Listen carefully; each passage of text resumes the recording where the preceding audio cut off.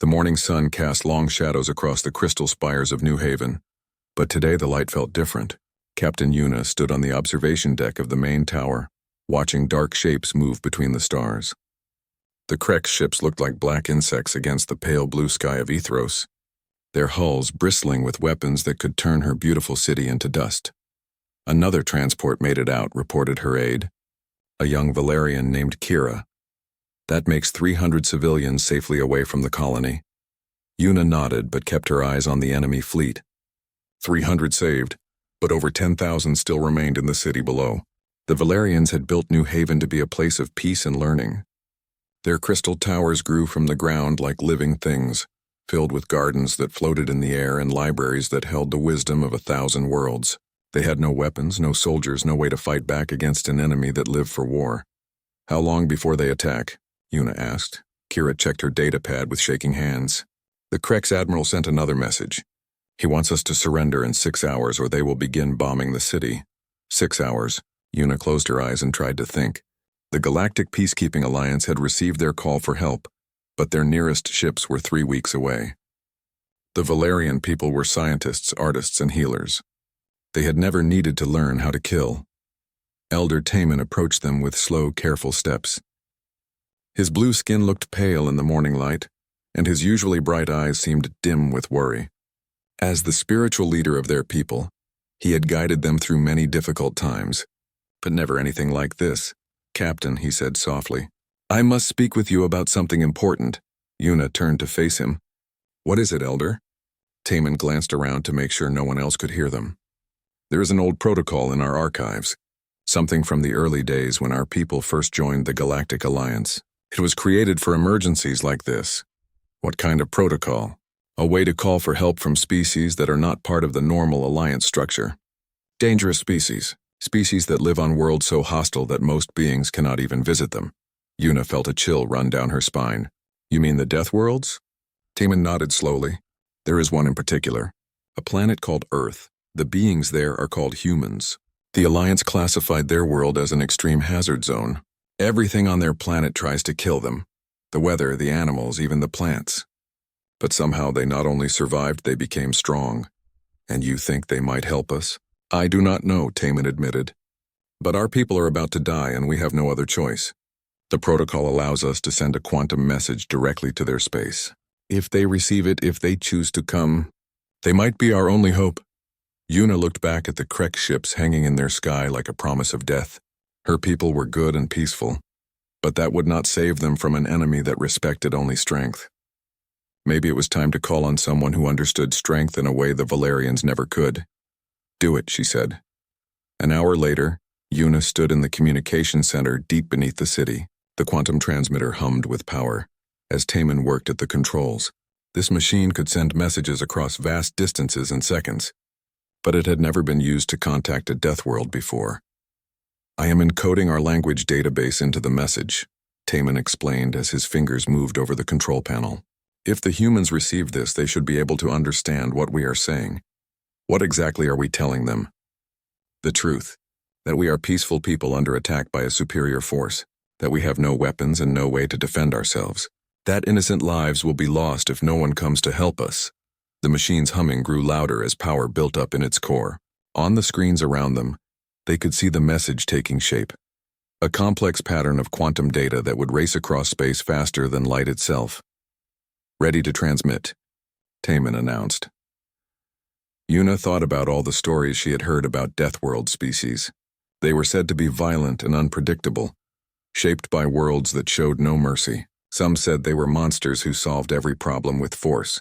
Others whispered that they were the only beings in the galaxy who truly understood what it meant to fight for survival. Send it, she ordered. The machine released its stored energy in a burst of light that filled the room. The message shot out into space, carrying with it the hopes and fears of an entire world. In seconds, it would reach the edge of human space, if such a thing even existed. Now all they could do was wait. 3 hours passed. The Krek ships had moved closer to the planet, their weapons charging for the attack they had promised. Evacuation ships continued to flee the colony, but there were still thousands of people who could not escape in time. Yuna sat in her command chair, watching the countdown clock on her screen. 3 hours until the Krek's deadline. 3 hours until her world might burn. "Captain," Kira called out suddenly, "I am getting strange readings from our long-range sensors." "What kind of readings?" "Ships approaching from the outer system. But they are moving at impossible speeds. No known species can travel that fast without special jump gates." Yuna felt her heart begin to race. "How many ships?" "3. They are small compared to the Krek's fleet, but—" Kira paused, staring at her instruments in confusion. "Captain, they are not slowing down. At their current speed, they will pass right through our system in minutes. Unless they plan to stop here," Yuna whispered. On the main screen, she could see the Krek's fleet beginning to move into attack formation. Their massive ships blocked out the stars as they prepared to rain death on the helpless city below. Admiral Vorthak had sent one final message: "Surrender now, or watch your people die."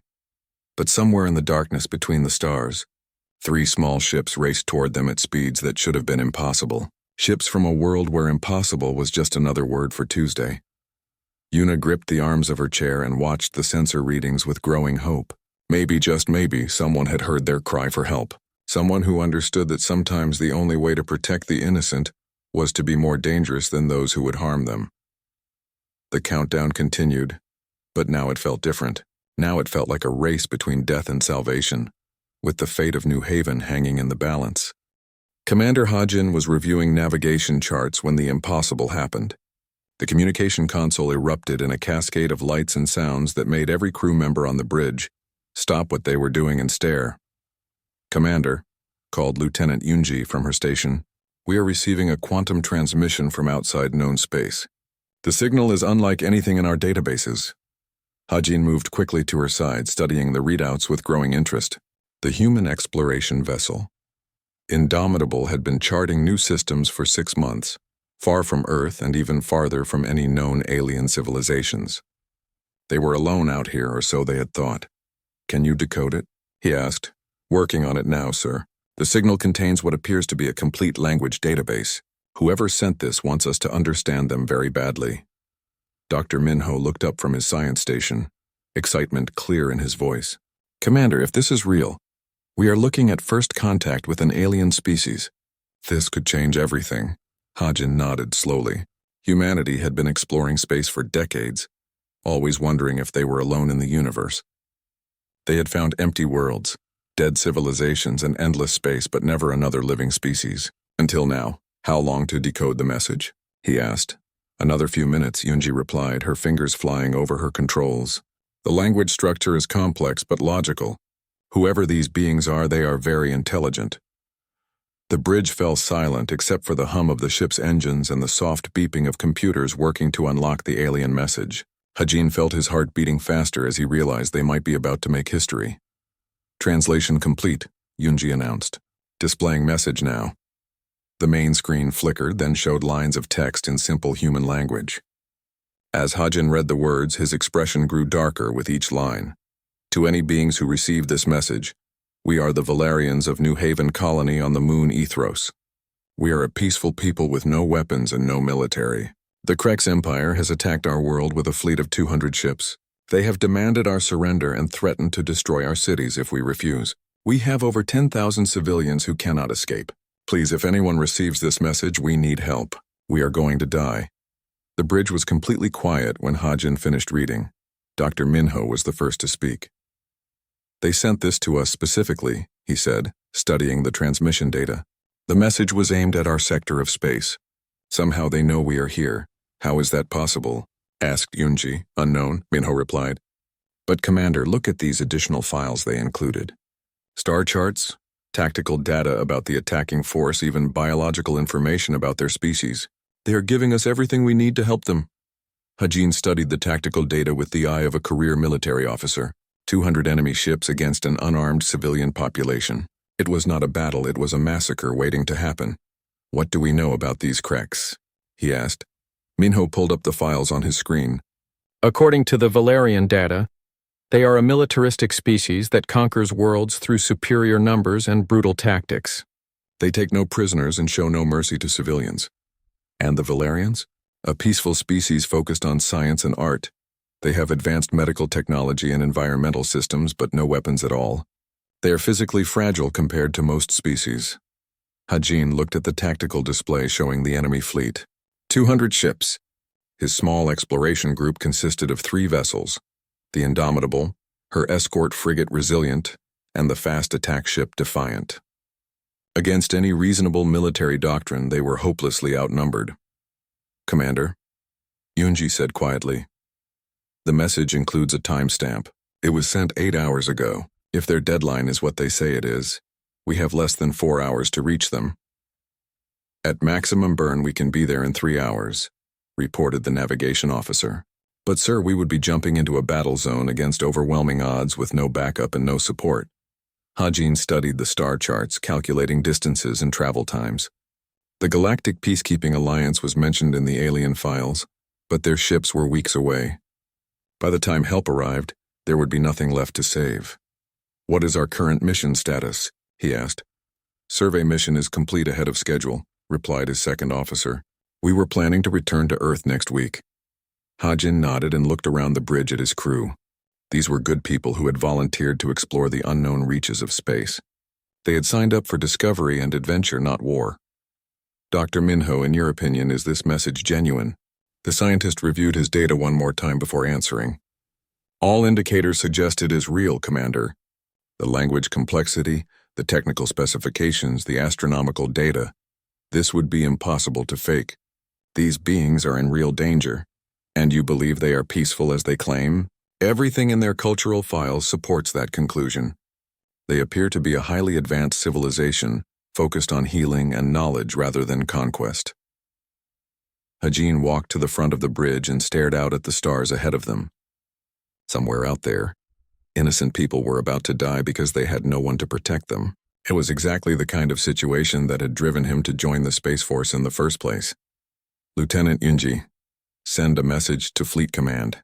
Inform them that we have made first contact with alien species and are responding to a humanitarian crisis. Include all the data we have received." "Yes, sir." "Should I request backup?" "No time. By the time backup arrives, it will be over." Hajin turned to face his crew. "Ladies and gentlemen, we are about to make a decision that will define how humanity is remembered by the galaxy. We can follow protocol, wait for orders, and let innocent people die while we watch. Or we can do what humans have always done when faced with bullies who prey on the weak." "What are your orders, Commander?" asked Yunji. Hajin felt the weight of history settling on his shoulders. First contact with alien life, and it would be measured not by words or ceremonies, but by whether humanity was willing to fight for strangers who had nowhere else to turn. "Set course for the Ethros system. Maximum burn. Send word to Resilient and Defiant to follow our lead. We are going to show these creks what happens when they threaten innocent people in front of Earth's children." The bridge erupted in activity as his crew prepared for the impossible. They were 3 small ships racing toward a battle they could not win by any reasonable measure. But as Hajin watched his people work with calm efficiency, he remembered something important about humans. They had never been very good at reasonable measures. Admiral Vorthak stood in the command center of his flagship, studying the holographic display that showed the Valerian colony spread out below them like a glittering jewel. His yellow eyes gleamed with satisfaction as he watched the final preparations for the attack. "Status report," he commanded, his voice a low growl that made his subordinates straighten with fear. "All ships are in position, Admiral," replied his tactical officer. "The orbital defenses have been neutralized, and the evacuation ships have been allowed to flee as ordered. Approximately 10,000 civilians remain in the primary city."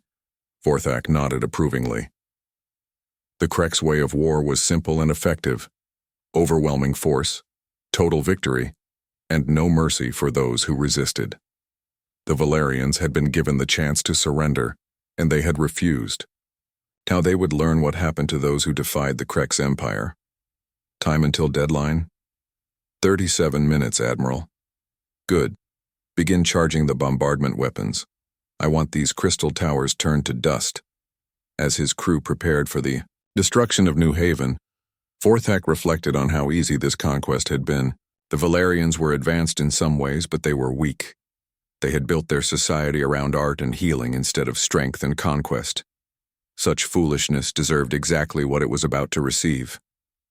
"Admiral," called his sensor operator. Suddenly, "I am detecting 3 ships approaching from the outer system."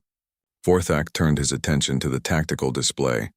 3 small contacts were indeed moving toward them, but at speeds that seemed impossible. "Identification?" "Unknown, sir.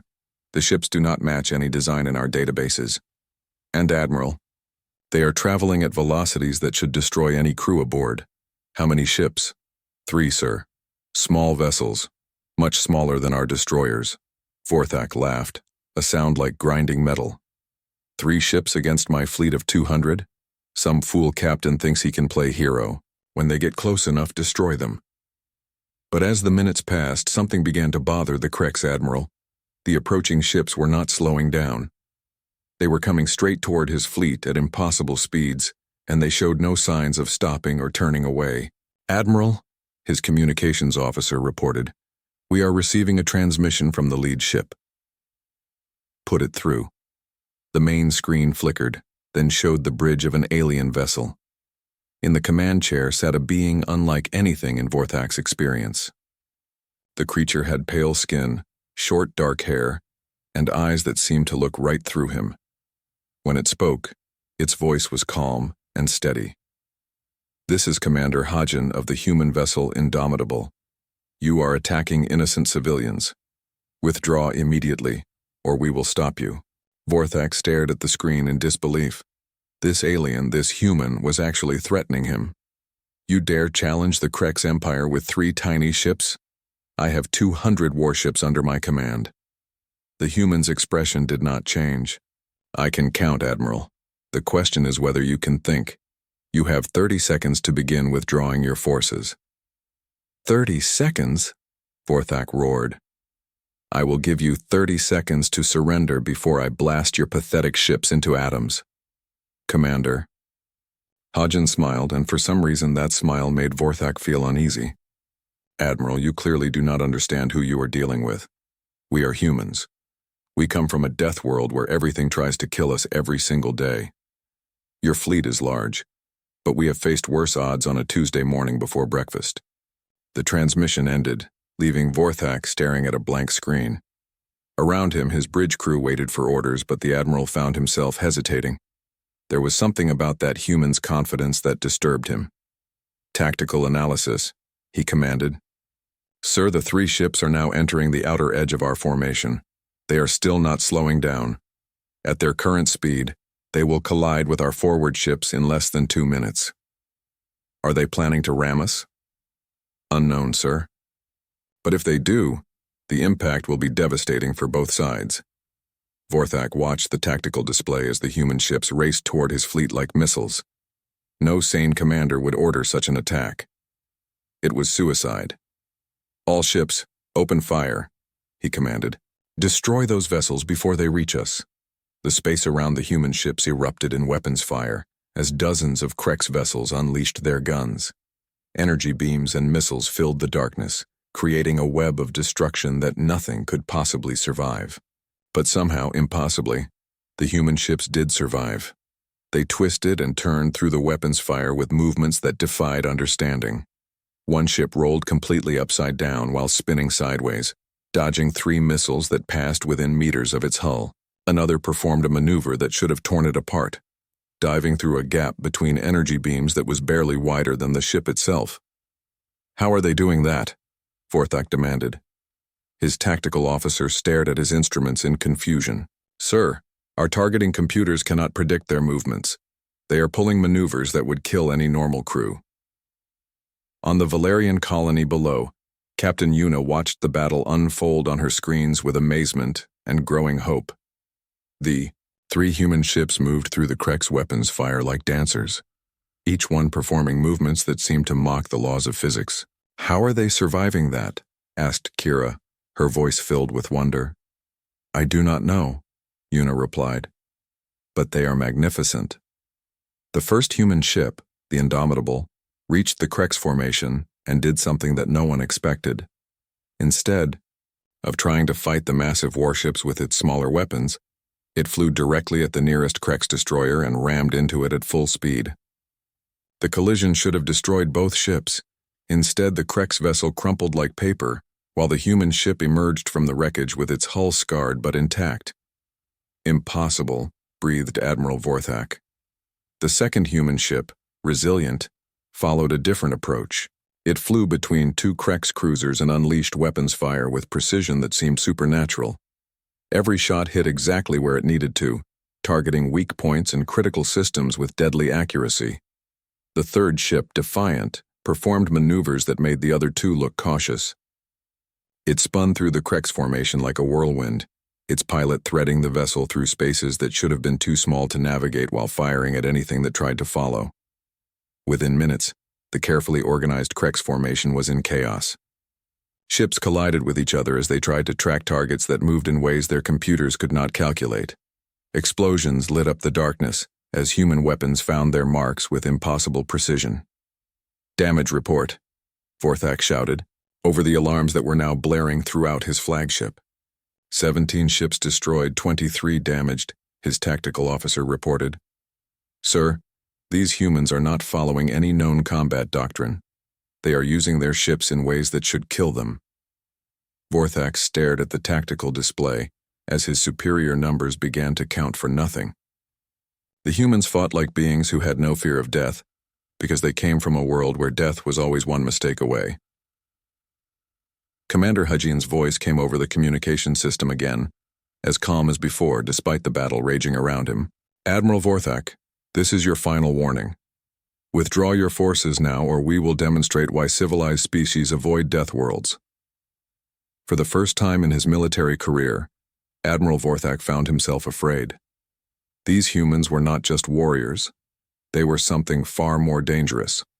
They were survivors from a world that had tried to kill them since birth, and they had learned to fight back against impossible odds. "All ships," he commanded, his voice no longer as confident as before. "Prepare for full engagement. We are dealing with Death World savages." But even as he gave the order, Vorthak wondered if his fleet was strong enough to face an enemy that treated certain death as just another problem to solve. Engineer Soo-hyun felt the indomitable shudder as another impact struck their hull, but her hands remained steady on the engine controls. Around her, the ship's power systems screamed warnings as she pushed them far beyond their normal limits. "Engine output at 115%, she reported to the bridge over the communication system. "Hull temperature rising, but we can maintain this for another 20 minutes. "Outstanding," came Commander Hudjian's voice. "Keep us flying, Soo-hyun. These Krex are about to learn why you never pick a fight with someone from Earth." In the medical bay, Dr. Naeun worked quickly to treat the injuries from their first ramming attack. The impact that had destroyed a Krex destroyer had thrown the human crew around like toys. But they were already back on their feet and ready for more. "Broken ribs, mild concussion, and a dislocated shoulder," she announced as she finished treating pilot Jisoo. "You should be in bed for a week." Jisoo grinned as she tested her newly healed shoulder. "Doc, I grew up in the Seoul gravity wells where a fall could kill you, and my mom made me walk to school through radiation storms. A little space battle is not going to keep me down." Naeun shook her head but smiled. That was the thing about humans. They had been shaped by a world that never stopped trying to kill them, so they had learned to keep fighting no matter how badly they were hurt. On the bridge, Gunner Kyung-ho tracked another Krex cruiser through his targeting system. The alien ship was trying to escape the chaos of the battle, but it was moving too slowly and following too predictable a path. "Target acquired," he announced. "Distance, 4,000 kilometers and closing." "That is an impossible shot at this range while we are maneuvering," observed Lieutenant Yoonji. "Maybe for normal people," Kyung-ho replied, his fingers dancing over the weapon controls. "But I learned to hunt flying insects in Earth's gravity while riding in ground cars that bounced over rocks." "This is easy." He fired, and his energy beam reached across space to strike the Krex ship's engine section with perfect precision. The alien vessel spun out of control and collided with one of its own allies, taking both ships out of the fight. Admiral Vorthak watched his fleet being torn apart by 3 ships that should have been destroyed in the first minute of combat. His tactical officers kept reporting impossible maneuvers and impossible shots, but the evidence was right there on his screens. "Sir," his sensor operator called out, "the human ship Defiant is diving through our close formation again. It is firing at point-blank range. How close? Less than 50 meters separation. At those speeds, any mistake would mean instant death for both ships. Vorthak watched as the small human vessel threaded between his massive warships like a needle through cloth. Its pilot was performing maneuvers that would require split-second timing and reflexes faster than any computer. No living being should be able to react that quickly. "What kind of monsters are these humans?" he whispered. The answer came from his intelligence officer who had been analyzing the tactical data. "Sir, I believe I understand what we are facing. These beings come from what the galaxy classifies as a death world. Their entire evolution was shaped by constant mortal danger." "Explain." "Their planet has extreme weather, dangerous predators, poisonous plants, and natural disasters that occur regularly. Every day of their lives, they had to be faster, stronger, and smarter than things trying to kill them. Their reflexes evolved to dodge attacks from creatures we have never seen. Their endurance developed from running across continents to escape environmental threats." Vorthak stared at the tactical display as another group of his ships fell to impossible human tactics.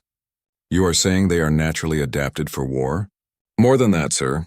They are adapted for survival against overwhelming odds. What we see as superior numbers, they see as just another Tuesday challenge. What we consider impossible maneuvers, they learned as children to stay alive." The communication system crackled to life again, and Commander Hodgin's voice filled the Krex flagship's bridge. "Admiral, you have now lost 47 ships. My offer to withdraw still stands. Leave this system immediately and no more of your people need to die." Vorthak activated his reply channel. "You cannot defeat my entire fleet with 3 ships. Admiral," Hodgin's voice remained completely calm, "you do not understand the situation. We are not trying to defeat your fleet. We are simply removing a threat to innocent civilians. We will continue until the threat is gone, no matter how long it takes or how many of your ships we have to destroy." "This is madness. No rational being fights against such odds." There was a pause. Then Hodgin spoke again with what sounded almost like amusement. "Rational? Admiral, we are humans. We evolved on a planet where the air was poison, the water was full of things that wanted to eat us, and the weather could kill us without warning. Rational is a luxury we never had time to develop. We learned to win instead." The transmission ended, leaving Vorthak to watch as his supposedly superior fleet continued to be methodically destroyed by 3 ships full of beings who had been trained for war by the most dangerous planet in the galaxy. On the Resilient, Captain Donghyun coordinated with his gunners as they targeted another group of Krex ships. His vessel was the smallest of the 3 human ships, but it moved through space like a living thing, dodging and weaving between enemy fire. "Target the lead ship's weapon systems," he ordered. "Leave them alive but helpless, and why not destroy them?" asked his weapons officer. "Because we are not here to commit genocide," Donghyun replied. "We are here to protect innocent people." "There is a difference." That difference was something the Krex Empire had never learned. They conquered through overwhelming force and showed no mercy to anyone who opposed them. But the humans fought with purpose rather than just power. They were dangerous because they had to be, not because they wanted to be. Dr. Minho monitored the battle from his science station on the Indomitable, recording everything for future analysis. The galaxy would want to understand what had happened here, and he was determined to give them accurate information. "Commander," he reported, "I am detecting increasing confusion in the Krex formation. Their ships are beginning to collide with each other as they try to track our movements." "Understood. So-hyun, give me everything the engines can handle. Jisoo, take us through their center formation again." "With pleasure, sir," came Jisoo's voice from the pilot station. "These Krex fly like they are afraid of their own shadows." The Indomitable dove into the heart of the enemy fleet, twisting and turning through weapons fire that lit up space like fireworks. Jisoo had learned to fly in Earth's atmosphere, where wind shears could flip an aircraft in seconds and electromagnetic storms could fry all the electronics. Flying through mere energy weapons was almost relaxing by comparison. As the battle continued, something strange began to happen in the Krex fleet. Ships started to withdraw without orders, their crews no longer willing to face an enemy that treated certain death as a minor inconvenience. Admiral Vorthak found his communications filled with reports of equipment failures and crew injuries that seemed suspiciously convenient. "Sir," his tactical officer announced, "we have lost over 60 ships. The fleet morale is breaking down." Vorthak looked around his bridge at officers who had once been proud warriors of the Krex Empire. Now they looked like beings who had seen something that challenged everything they thought they knew about war. "Admiral," came Commander Hajin's voice one more time, "you have lost enough people today. Withdraw your fleet now and we will let you leave in peace." For a long moment, Vorthak stared at the tactical display showing the wreckage of his once mighty fleet. These humans had done more than defeat him. They had shown him that the Krex way of war was built on a foundation of sand. "All ships," he said slowly, "begin withdrawal from the system." His officers looked at him in shock, but none of them argued. They had all seen what these Deathworld beings could do when innocent lives were threatened. As the Krex fleet began its retreat, the 3 human ships took up escort positions, making sure the withdrawal continued as ordered. The Battle of Ethros was over, but its effects would be felt across the galaxy for generations to come. 6 months after the Battle of Ethros, Captain Yuna stood in the same observation deck where she had watched the Krex fleet prepare to destroy her city. Now the view was very different. Human ships patrolled the space above New Haven, their crews working alongside Valerian scientists to improve both species' technology. "The cultural exchange program is exceeding all expectations," reported Dr. Kira, who had become the colony's liaison with the human diplomatic mission. "Our medical advances combined with their survival techniques are producing remarkable results." Yuna nodded as she watched a human shuttle dock with one of their orbital platforms. Inside would be more volunteers from Earth, beings who had chosen to leave their dangerous homeworld to help protect others who could not protect themselves. "Any word from the Galactic Alliance Council?" she asked. "They are still debating whether to formally recognize Earth as a member world," Kira replied. "The vote has been delayed 3 times while they study the implications. The implications were enormous. In 6 months, word of the Battle of Ethros had spread throughout known space. The galaxy had learned that there was a species so dangerous that they had been quarantined on their homeworld, but so honorable that they would risk everything to protect strangers who asked for help. Elder Taman approached them with a datapad in his hands and a satisfied expression on his face. "The latest reports from our embassy on Earth," he announced. "The medical exchange is saving thousands of human lives already." "How so?" Yuna asked. "Their planet tries to kill them with diseases we had cured centuries ago. Our healing technology is allowing them to survive injuries that would have been fatal before. In return, they are teaching our people things we never imagined." It was true. The humans had shared survival techniques that seemed impossible until you saw them work. Valerian children were now learning basic self-defense adapted for their smaller, lighter bodies. Human engineers were showing them how to build things that could survive in hostile environments. Most importantly, they were learning that sometimes the greatest strength was the willingness to fight for others. Commander Hajin walked onto the observation deck, wearing the civilian clothes he preferred when visiting the colony. In the months since first contact, he had become something of a legend throughout the galaxy. Military academies across dozens of worlds now studied his tactics at Ethros as an example of how to win impossible battles. "Commander," Yuna greeted him with the warm smile she reserved for true friends. "How are the new recruits?" "Eager to learn," Hajin replied. "Your people are natural pilots once they overcome their fear of high-G maneuvers. Lieutenant Yunji says she has never seen students adapt so quickly to advanced navigation techniques." The recruitment program had been Yuna's idea. If the Valerians were going to survive in a galaxy that sometimes produced species like the Krex, they needed to learn to defend themselves. The humans were teaching them not just tactics and strategy, but the mindset needed to protect innocent lives. "Any news from the frontier worlds?" she asked. Hajin's expression grew more serious. 3 more colonies have requested human protection in the past month. The hegemony of Vash attacked a mining world in the Kepler sector, and the Zephyrian pirates are raiding civilian transports again. "And your response?" "The same as always. We answer when innocent people call for help." It had become humanity's unofficial motto as they spread across the galaxy. Earth was no longer an isolated death world to be avoided and feared. Instead, it was becoming the place where civilizations turned when they needed someone willing to stand between them and those who would do them harm. On the training grounds below the city, Specialist Dongyun worked with a group of young Valerians, teaching them the basics of personal combat. The techniques had been carefully adapted for their physiology, They would never be as strong as humans, but they could learn to be quick and smart. Remember, he told his students, the goal is not to win every fight. The goal is to survive long enough for help to arrive, and to protect those who cannot protect themselves. One of the young Valerians, a girl named Zara, raised her hand. Specialist Dongyun, why do humans risk their lives for people they have never met? Dongyun paused in his demonstration, considering how to explain something that seemed natural to him but apparently mystified much of the galaxy. Because someone has to, he said simply. If good people do nothing when bad people hurt innocents, then the bad people win. We learned that lesson on Earth a long time ago. But what if you die? Then we die protecting others instead of dying for nothing. On Earth everything is dangerous, so we learned that the only deaths worth having are the ones that save someone else. The young Valerians pondered this as they practiced their defensive moves. For a species that had lived in peace for generations, the concept of willing sacrifice for strangers was difficult to understand, but they were learning. In the human embassy, Dr. Minho completed his latest report to Earth Command.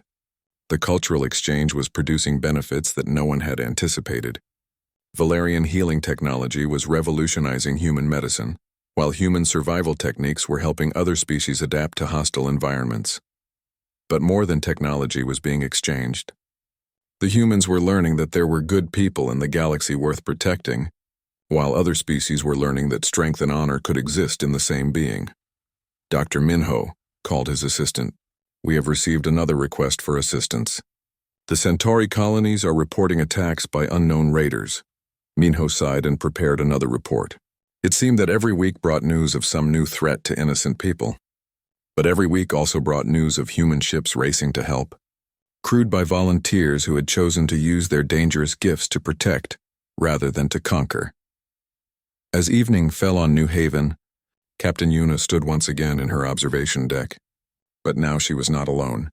Commander Hajin stood beside her, along with Elder Taman, Dr. Minho, and several other beings who had become friends rather than just allies. Do you ever regret sending that message? Hajin asked quietly. Yuna considered the question. The galaxy had indeed changed since that desperate day, when she had authorized contact with a Deathworld species. Some species now looked at humans with fear, others with admiration, and still others with the hope that someone would come if they ever needed help. No, she said finally. We called for help and you came. You risked everything for people you had never met, and you asked for nothing in return except friendship. If that is what it means to be from a death world, then I wish more worlds were like yours. Hajin smiled and looked up at the stars where human ships patrolled alongside vessels from a dozen other species. The galaxy was still a dangerous place, full of those who would prey on the weak and innocent. But now it was also a place where someone would always answer when good people called for help. You know, he said, Earth is not really a death world. It is a life world that happens to be very good at testing whether you deserve to keep living. The difference is important. Above them, the stars shone with the promise that no matter how dark the galaxy became, there would always be someone willing to light a candle rather than curse the darkness. Someone who had learned on a harsh world that the only way to make life better was to stand up for those who could not. Stand up for themselves. The message that had started with a desperate plea for help had become something larger. Proof that in a vast and often cruel universe, there were still beings who believed that everyone deserved to be protected, and who were willing to risk everything to make that belief a reality. The galaxy would never be the same, and most of its inhabitants agreed that was a very good thing indeed.